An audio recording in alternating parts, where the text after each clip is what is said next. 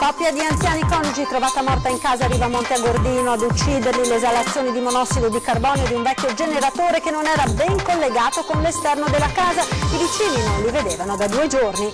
E dopo la tragedia di Rivamonte e i diversi casi di intossicazione per tutti coloro che sono ancora senza elettricità nel bellunese, l'appello al corretto uso dei generatori privati viene dal comandante dei Vigili del Fuoco. Se fosse per me vi farei marcire insieme al legno delle vostre foreste abbattute. Strascico giudiziario per il dipendente di un ASL abruzzese, autore del poster. La Regione Veneto procederà in sede civile e penale. Si lavora in Val Soldana per ripristinare piste e impianti della schiarea Zoldo Civetta in vista dell'apertura della stagione invernale. Guanti e stivali studenti del collegio Brandolini di Oderzo in Golena per aiutare i residenti a ripulire cortili e vigneti, un'esperienza indimenticabile. 2 incidenti con feriti lievi oggi pomeriggio nell'autostrada 4 tra Cessalto e San Stino di Livenza, traffico in tilt e lunghe code per tutto il pomeriggio. L'economia del Veneto è in crescita ma con un freno rispetto ai periodi precedenti, lo rende noto la Banca d'Italia che oggi a Venezia ha presentato il rapporto congiunturale. Buonasera, ben ritrovati con l'edizione del Veneto dei nostri telegiornali. Tragedia nella tragedia sulle montagne bellunese, sono stati trovati senza vita 2 ottantenni, marito e moglie residenti in una frazione di Rivamonte a Gordino, uccisi dal monossido di carbonio. Sentiamo. Uccisi dal monossido di carbonio, una tragedia che ha colpito l'intera comunità di Rivamonte. La tragedia è stata scoperta ieri in serata. I 2 coniugi, 80 anni, Gastone Gastaldo, originario della provincia di Padova, e Amabile Xaiz, bellunese, sono stati trovati senza vita nella loro casa di Zenic. Lei è stata rinvenuta in salotto, lui nelle scale, probabilmente morti da un paio di giorni. A dare l'allarme alcuni vicini che non li vedevano da qualche tempo, poi si sono accorti della luce accesa in casa e la macchina in giardino. Preoccupati hanno dato l'allarme. Sul posto i carabinieri e 2 uomini del soccorso, ma per i 2 coniugi non c'era più nulla da fare. I 2 sono rimasti intossicati dal monossido di carbonio, fuoriusciti dal generatore privato che avevano acceso in cantina.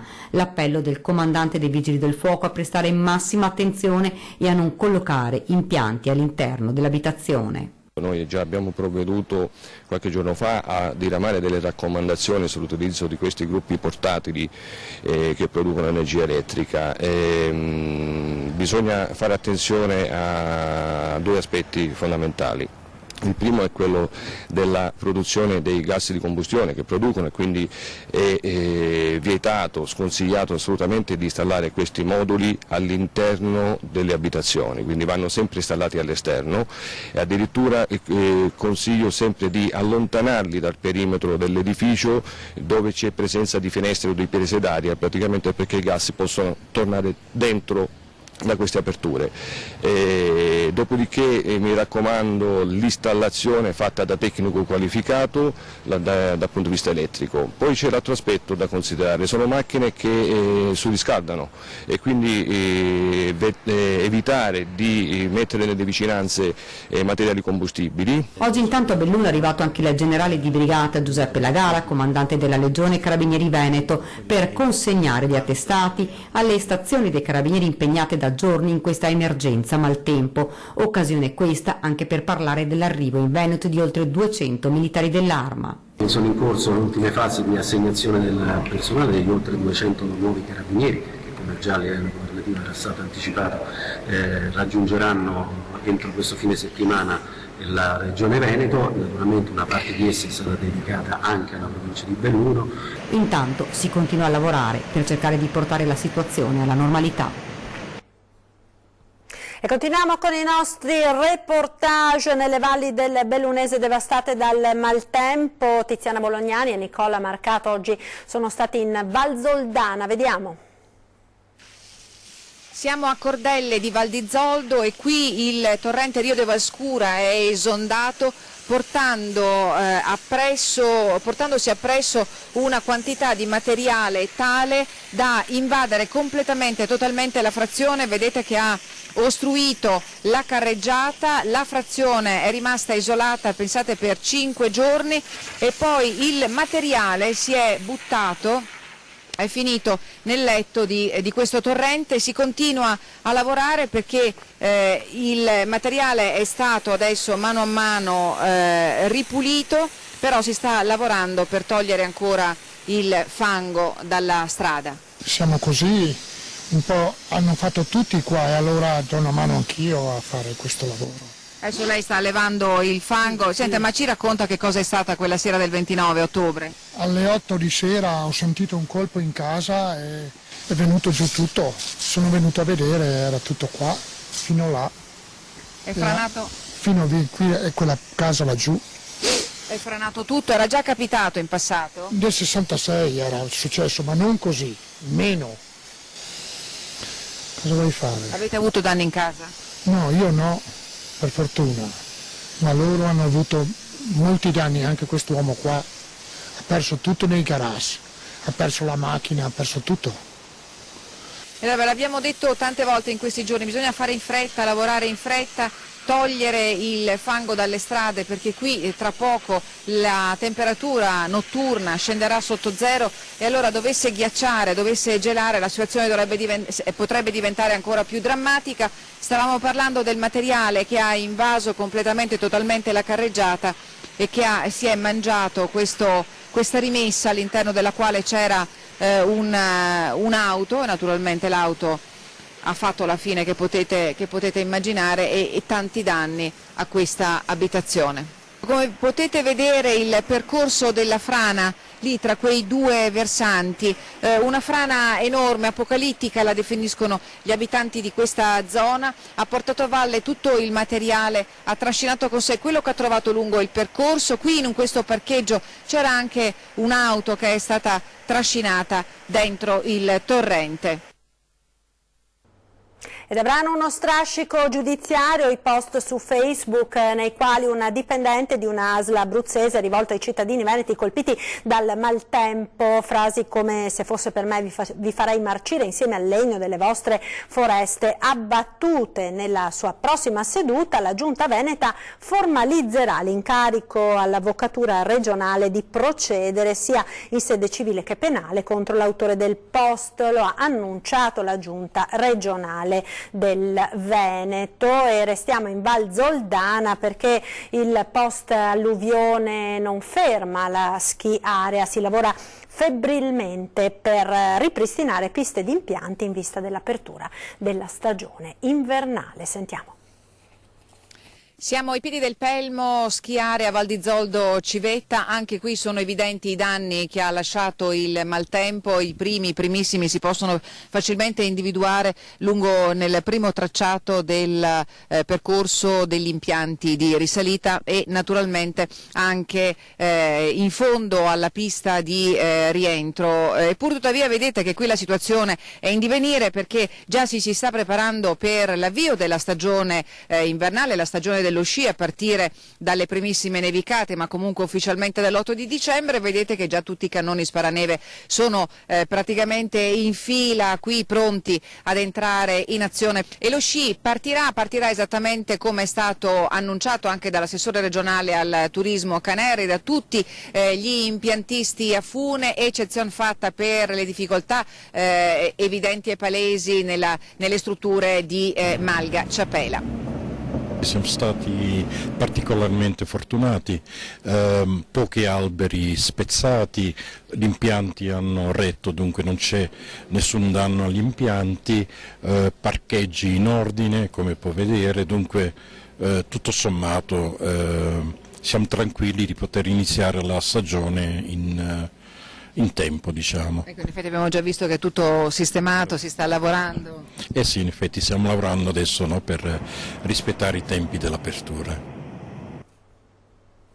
E guanti estivali gli studenti del collegio Brandolini di Oderzo in Golena del Piave per aiutare a ripulire cortili e vigneti. Vediamo.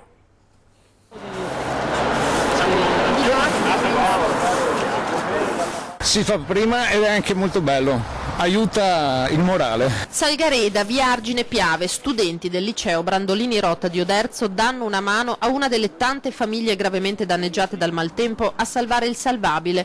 Un'idea lanciata dai dirigenti scolastici e accolta con entusiasmo dai ragazzi. Mi sembrava una buona idea finalmente poter aiutare in maniera pratica, quindi ho deciso di aderire subito. Possiamo aiutare la gente e comunque stare insieme tra amici, quindi ci divertiamo e aiutiamo allo stesso tempo. Onestamente non vorrei essere nella loro situazione, quindi dato che c'è questa possibilità credo sia il meglio aiutarli. Sempre bello secondo me riuscire a approfittare di queste occasioni per dare una mano e rendersi conto veramente della fortuna che abbiamo a vivere in una casa asciutta, chiusa con riscaldamento e tutte le nostre comodità, perché anche a pochi chilometri da noi magari c'è chi vive situazioni come questa. Un altro gruppo, Via Grave di Sotto, Negrisia di Ponte di Piave, l'insegnante di religione che ha contattato le famiglie da aiutare, promuovendo poi a scuola anche una raccolta di generi di prima necessità, è visibilmente colpito dalla risposta degli studenti. Sono orgoglioso di loro perché hanno accettato in tantissimi, perché siamo qui in tanti, siamo in due nuclei diversi,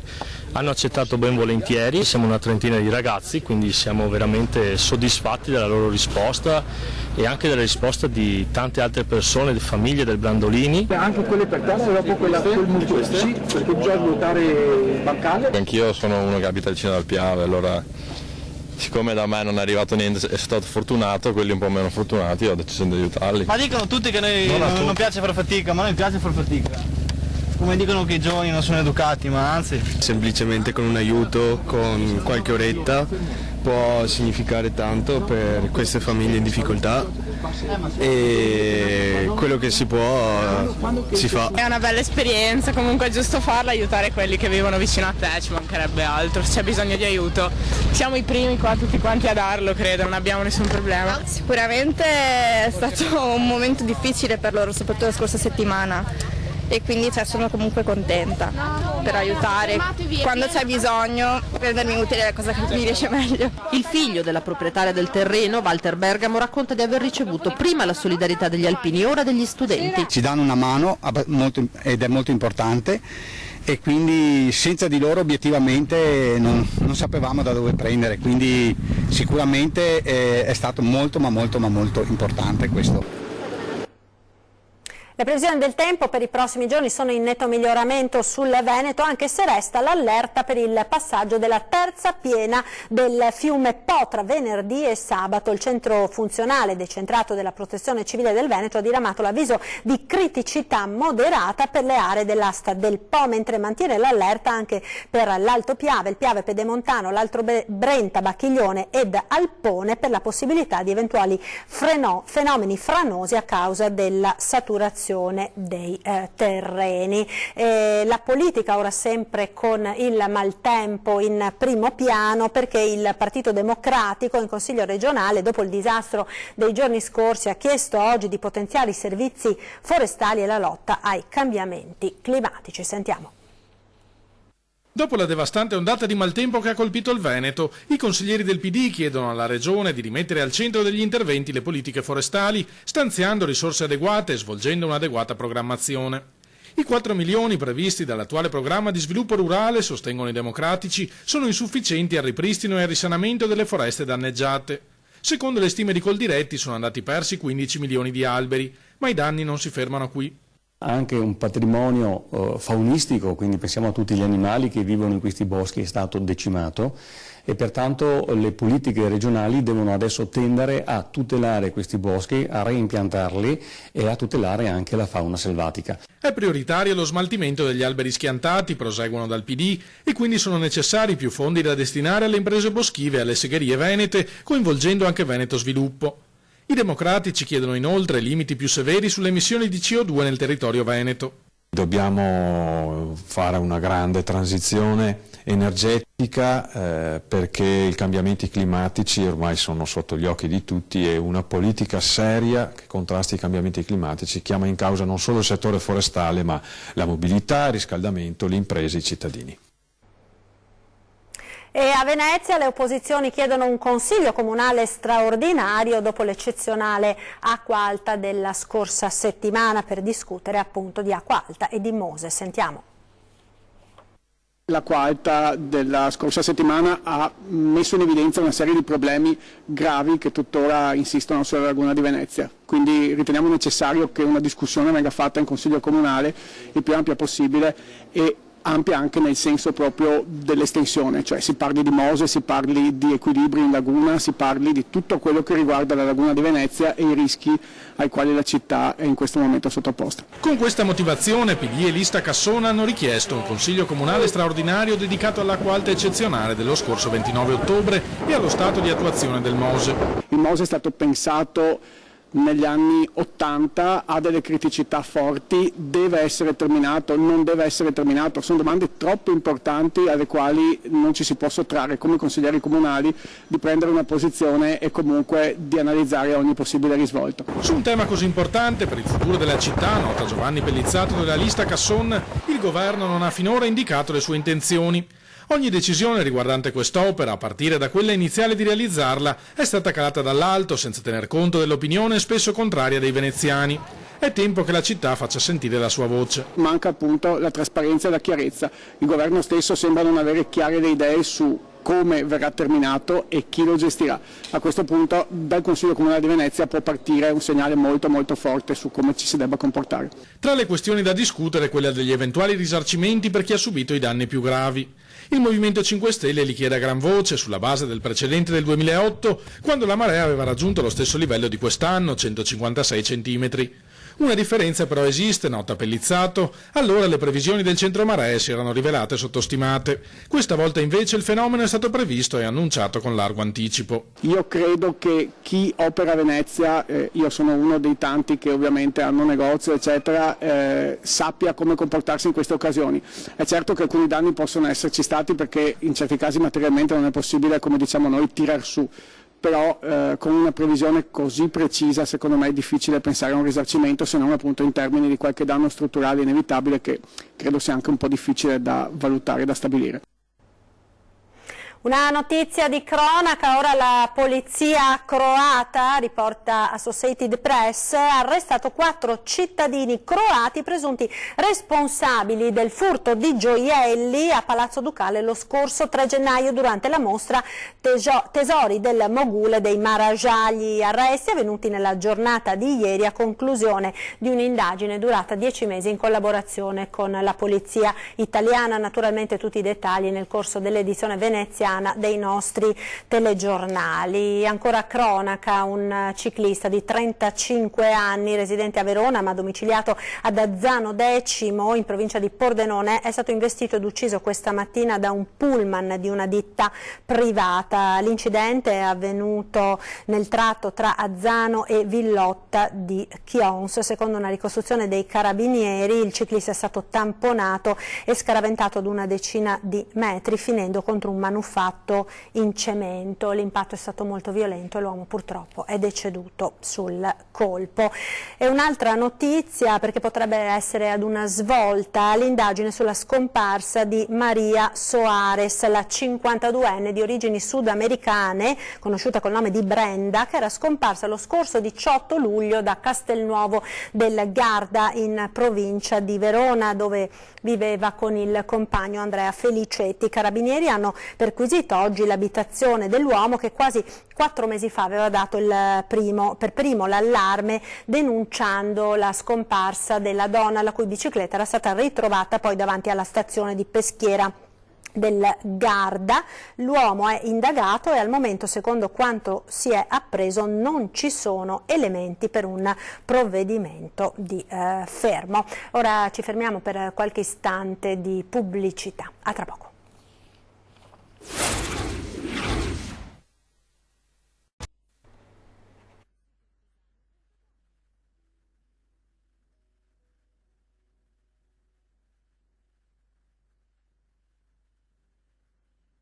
L'edizione del Veneto dei nostri telegiornali, ancora cronaca perché di 2 feriti lievi il bilancio di un incidente avvenuto oggi poco dopo le 15 lungo la A4 nel tratto tra San Stino di Livenza e Portogruaro in direzione Trieste. Si è trattato di un tamponamento tra mezzi pesanti, 8 km di coda tra Cessalto e Portogruaro. Per evitare di congestionare ulteriormente il traffico è stato chiuso anche il casello di San Stino di Livenza, sempre in direzione Trieste. Ed un secondo incidente, un secondo tamponamento si è verificato 2 ore più tardi tra 3 mezzi pesanti, sempre nel tratto tra Cessalto e San Stino di Livenza in direzione Trieste, causando ulteriori code in A4. Anche in questo caso fortunatamente una persona è rimasta ferita solo in maniera lieve. Lunghe code anche in questo caso e Autovie raccomanda proprio in queste ore la massima prudenza a causa dei banchi di nebbia che sono presenti proprio in zona dal tardo pomeriggio di oggi. Nel Padovano ora con la terribile aggressione a scopo di rapina avvenuta lunedì a Cartura, resta in carcere il 26enne ivoriano arrestato dai carabinieri. Sentiamo. Arresto convalidato per Yaya Sumaoro, il 26enne della Costa d'Avorio, accusato della terribile aggressione avvenuta all'alba di lunedì in questa casa di Cartura. Erano le 5 quando lo straniero richiedente asilo forza una finestra per entrare nella casa di Luciana Spigolon, 55 anni. La donna, che vive con 2 fratelli disabili e che da qualche anno ospita nella casa accanto un gruppo di migranti, tra i quali in passato il suo presunto aggressore, si sveglia. Inizia a girare per casa, in giardino si imbatte nel giovane.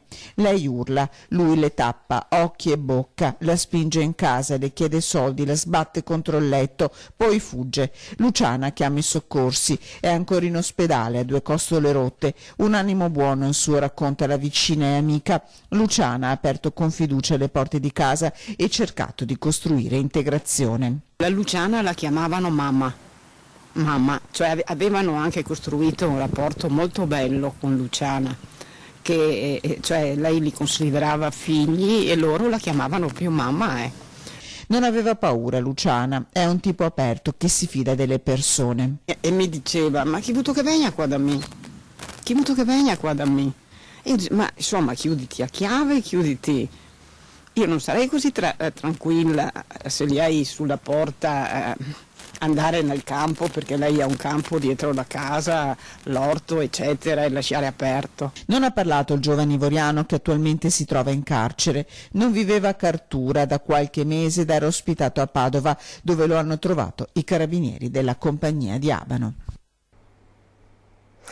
Ecco, ritorniamo quindi su una notizia della quale parleremo tra pochissimo nei dettagli nel telegiornale di Venezia, perché dopo quasi un anno si è conclusa con l'arresto dei responsabili la vicenda del clamoroso furto a Palazzo Ducale dello scorso gennaio, quando durante la mostra Tesori del Mogule dei Maharaja vennero rubati dei gioielli. I ladri, esperti professionisti, erano riusciti ad impadronirsi di una spilla e di un paio di orecchini, mescolandosi alla folla dei visitatori durante l'ultimo giorno dell'esposizione. Tra l'altro i gioielli rubati non erano tra i più di valore, insomma tra i più preziosi della prestigiosa collezione, ma anche se comunque il loro valore è ragguardevole. La polizia croata, in collaborazione con la polizia italiana, ha arrestato 4 croati di età compresa tra i 43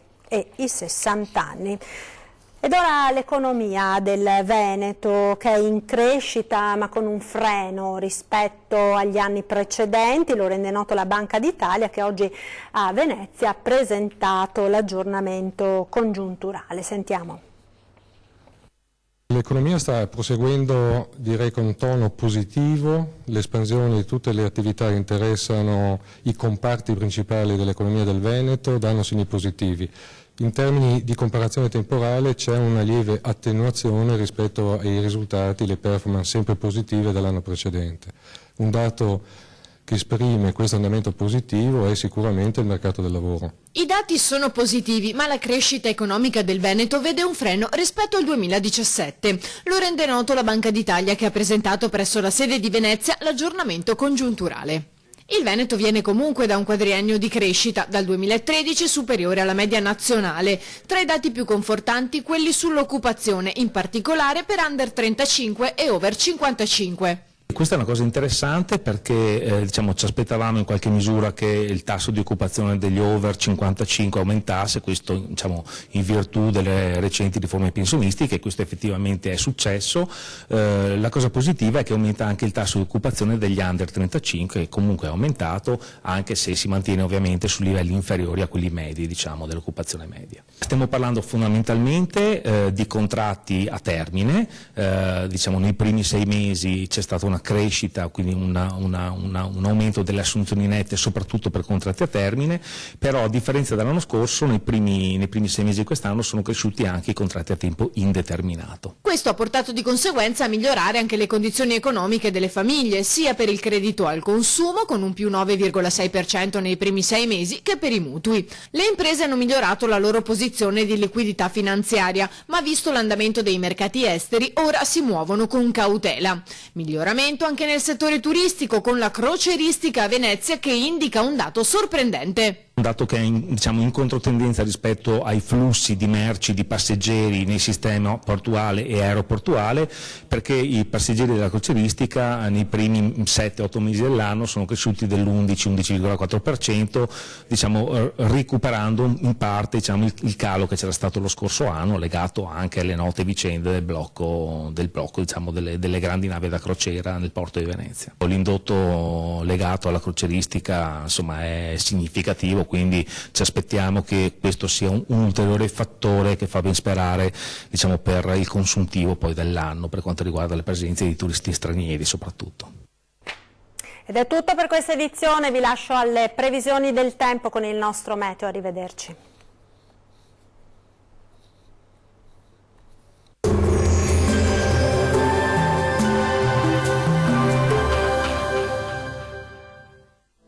Ben ritrovati al meteo. Giornata piuttosto grigia sulle nostre regioni, dove non mancherà qualche fenomeno. Vediamo dove.